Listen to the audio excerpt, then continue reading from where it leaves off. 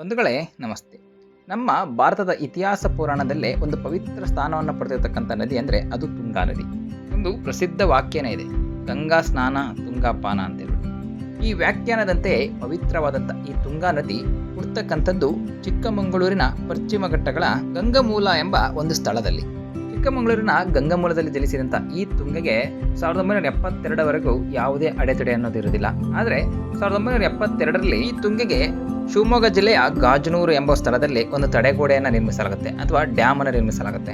ಈ ಡ್ಯಾಮ್ ಕಟ್ಟಿದ ಮುಖ್ಯ ಉದ್ದೇಶ ಅಂದರೆ ಬೇಸಿಗೆಗಾಲದಲ್ಲಿ ಶಿವಮೊಗ್ಗ ನಗರ ಮತ್ತು ಇತರೆ ತಾಲೂಕುಗಳಿಗೆ ಕುಡಿಯ ನೀರನ್ನು ಸರಬರಾಜು ಮಾಡ್ತಕ್ಕಂಥದ್ದು ಮತ್ತು ನೀರಾವರಿ ಸೌಲಭ್ಯಗಳಿಗೆ.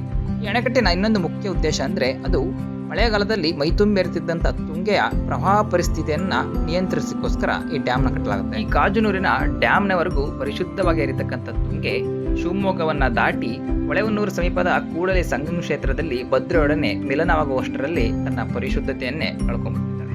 ಇದಕ್ಕೆ ಮುಖ್ಯ ಕಾರಣನೇ ಸೋಕಾಳ್ ನಮ್ಮಂಥ ಜನಸಂಪನ್ಮೂಲಗಳೇ. ಒಟ್ಟಾರೆ ಭಾರತದ ಪೌರಾಣಿಕ ಹಿನ್ನೆಲೆ ಉಳ್ಳಂಥ ಈ ತುಂಗಾ ನದಿ ಚಿಕ್ಕಮಗಳೂರಿನಲ್ಲಿ ಹುಟ್ಟಿ ಶಿವಮೊಗ್ಗವನ್ನ ದಾಟಿ ಸಾಗರವನ್ನ ಸೇರುವ ಅಂಬಲದಲ್ಲಿ ಓಡೋಡಿ ಬಂದು ಕೂಡಲಿ ಸಮೀಪದಲ್ಲಿ ಭದ್ರೆಯನ್ನ ಭೇಟಿಯಾಗ್ತದೆ. ಇಲ್ಲಿಂದ ಅವರಿಬ್ಬರ ಓಟ ದುಪ್ಪಟ್ಟಾಗುತ್ತದೆ. ತುಂಗಾ ನದಿಯ ಬಗ್ಗೆ ಇಷ್ಟು ಮಾಹಿತಿ ಹೇಳಿದ್ಮೇಲೆ ಆ ಗಾಜನೂರು ಡ್ಯಾಮ್ ಬಗ್ಗೆ ಒಂದು ಸಣ್ಣ ಮಾಹಿತಿ ಹೇಳಲೇಬೇಕಾಗುತ್ತೆ. ಈ ಗಾಜನೂರು ಡ್ಯಾಮ್ ಅಂತಕ್ಕಂಥದ್ದು ಕರ್ನಾಟಕದಲ್ಲಿ ಅತಿ ಬೇಗನೆ ತುಂಬತಕ್ಕಂಥ ಡ್ಯಾಮ್. ಅದು ಏಕೆಂದ್ರೆ ಇಲ್ಲಿ ಒಟ್ಟು ನೀರಿನ ಸಂಗ್ರಹಣೆ ಕೇವಲ 3.24 TMC.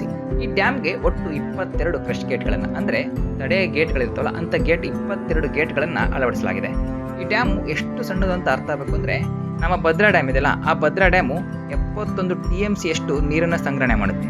ಈ ತುಂಗಾ ಡ್ಯಾಮ್ ಅಂತಕ್ಕಂಥದ್ದು ಕೇವಲ 3.24 TMC ಅಷ್ಟು ಮಾತ್ರ ಸಂಗ್ರಹಣೆ ಮಾಡುತ್ತೆ. ಈ TMC ಅಂದ್ರೆ ಏನು ಅಂತ ಹೇಳ್ಕೊಂತೀರಾ?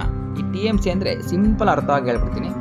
1 ಕಿಲೋಮೀಟರ್ ಎತ್ತರ, 1 ಕಿಲೋಮೀಟರ್ ಅಗಲ, 1 ಕಿಲೋಮೀಟರ್ ಉದ್ದ, ಇಷ್ಟು ಜಾಗದಲ್ಲಿ ನೀರನ್ನು ಇಡಿಸಿದ್ರೆ ಅದು 1 TMCಗೆ ಸಮ ಆಗುತ್ತೆ. ನನ್ನ ವೀಕ್ಷಕ ಬಂಧುಗಳಿಗೆ ಒಂದು ಪ್ರಶ್ನೆ, ತುಂಗಾ ನದಿ ಯಾವಾಗಲೂ ಮಣ್ಣು ಮಿಶ್ರಿತ ನೀರಿನಿಂದಲೇ ಹರಿಯುತ್ತಿರುತ್ತೆ, ಆದರೆ ಭದ್ರಾ ನದಿ ಮಾತ್ರ ಪರಿಶುದ್ಧವಾಗಿ ಬಿಳಿ ನೀರಿನಲ್ಲಿ ಹರಿಯುತ್ತೆ. ಉತ್ತರ ಗೊತ್ತಿದ್ದವರು ಕಮೆಂಟ್ ಮಾಡಿ ತಿಳಿಸಿ. ಈ ಪ್ರಶ್ನೆಗೆ ಉತ್ತರದೊಂದಿಗೆ ನಾಳೆ ನೋಡಿದಲ್ಲಿ ಮತ್ತೆ ಸಿಗೋಣ ಬಂಧುಗಳೇ. ಧನ್ಯವಾದಗಳು.